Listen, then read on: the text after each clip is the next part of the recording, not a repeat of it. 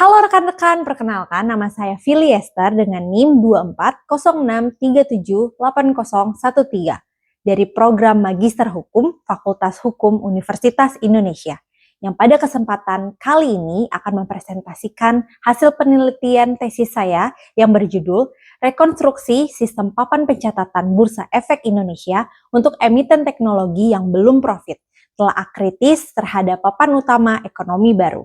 Pasar modal Indonesia tengah berada dalam fase transformasi besar. Dalam satu dekade terakhir, emiten berbasis teknologi hadir sebagai motor baru pertumbuhan ekonomi nasional, menawarkan inovasi, digitalisasi, dan ekspansi pasar yang masif. Namun, di balik pertumbuhan tersebut, muncul sebuah paradoks. Tidak sedikit perusahaan teknologi yang telah melantai di bursa tanpa terlebih dahulu membuktikan profitabilitas yang berkelanjutan. Kondisi ini menimbulkan pertanyaan mendasar mengenai kesiapan dan ketetapan sistem papan pencatatan Bursa Efek Indonesia dalam mengakomodasi karakteristik unik emiten teknologi. Terlebih, penempatan emiten teknologi yang belum profit pada papan utama ekonomi baru memunculkan potensi resiko hukum, asimetri informasi, serta tantangan perlindungan bagi investor itu sendiri. Penelitian ini bertujuan untuk mengkaji secara kritis kesesuaian regulasi, praktik tata kelola, serta urgensi rekonstruksi sistem papan pencatatan ekonomi baru, guna mewujudkan pasar modal yang berkeadilan, transparan, dan berkelanjutan di era ekonomi digital. Maka dari itu, saya selaku penulis dalam tesis ini merumuskan dua masalah pokok, yaitu pertama, apakah pemindahan dan penempatan emiten yang belum mencatat laba dalam hal ini Goto, Bukalapak, Blibli ke papan pencatatan utama ekonomi baru telah sesuai dengan prinsip keterbukaan informasi. Yang kedua, bagaimana resiko hukum ketika emiten yang belum mencatat laba dalam hal ini Goto, Bukalapak, Blibli masih ditempatkan di papan utama ekonomi baru. Pada 5 Desember 2022, terdapat 3 emiten teknologi yang dipindahkan oleh BEI selaku Self-Regulatory Organization atau SRO ke papan utama ekonomi baru melalui surat pengumuman Bursa Efek Indonesia mengenai pindah papan. Nomor PENG garis datar PP garis datar 00004 garing BEI titik PP1 PP2 PP3 garis miring 12 garis datar 2022. Lantas, di mana letak urgensi dari prinsip keterbukaan informasi tersebut, sesuai dengan rumusan masalah penulis yang pertama? Dalam kalimat yang disampaikan pada surat pengumuman pindah papan tersebut, dikatakan bahwa sehubungan dengan penilaian bursa atas pemenuhan persyaratan dan perpindahan papan pencatatan yang dilakukan pada bulan November 2022 dengan mengacu kepada titik-titik-titik, dalam pengumuman tersebut tidak memberikan penjelasan mendalam mengenai penilaian internal yang dilakukan oleh BEI, padahal terdapat kalimat penilaian bursa atas pemenuhan persyaratan. Yang mana BEI tidak memberikan penjelasan secara rinci dan jelas mengenai hasil evaluasi dari penilaian pindah papan ketiga emiten teknologi tersebut.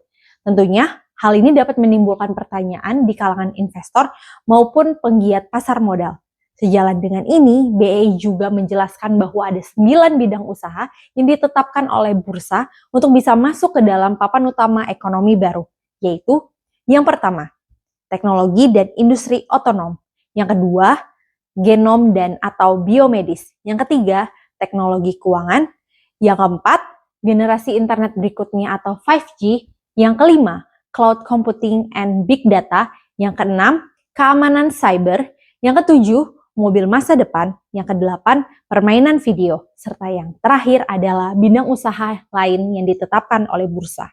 Sejauh ini belum ada penjelasan lebih lanjut yang mengatur mengenai bidang usaha lain yang ditetapkan oleh bursa. Jika hal ini tidak segera diluruskan dan diatur, maka akan menimbulkan misleading information di antara para investor bahkan sesama emiten.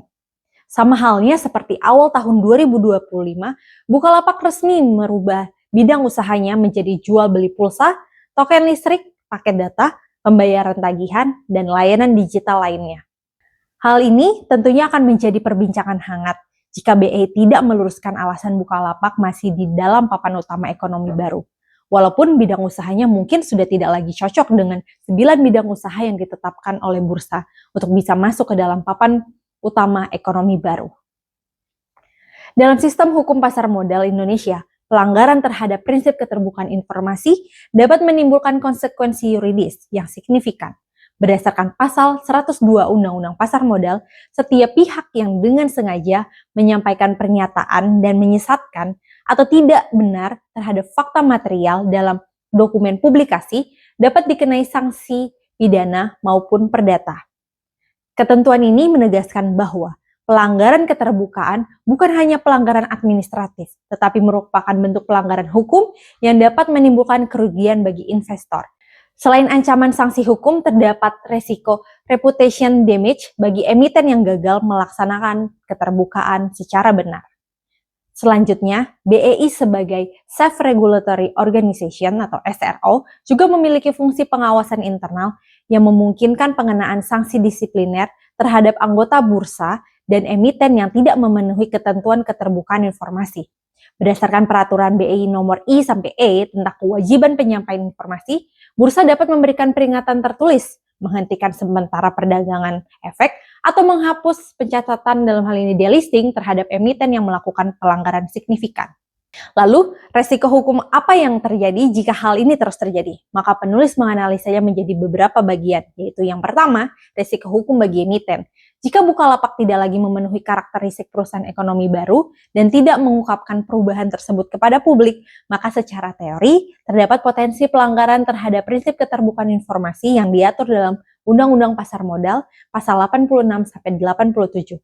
Ketidakjelasan ini dapat dianggap sebagai misleading disclosure apabila investor mengambil keputusan investasi berdasarkan klaim atau asumsi bahwa Bukalapak masih merupakan perusahaan teknologi inovatif berpertumbuhan tinggi. 2. Resiko bagi BI sebagai Self-Regulatory Organization atau SRO. Ketidakseragaman implementasi evaluasi papan dapat dipersepsikan sebagai bentuk ketidakjelasan standar penilaian.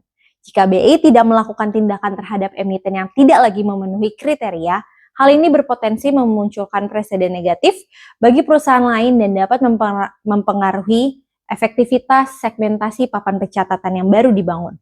Resiko reputasi BI sebagai regulator pasar juga dapat terpengaruh jika investor menilai bahwa papan pencatatan tidak lagi mencerminkan kondisi fundamental perusahaan secara akurat.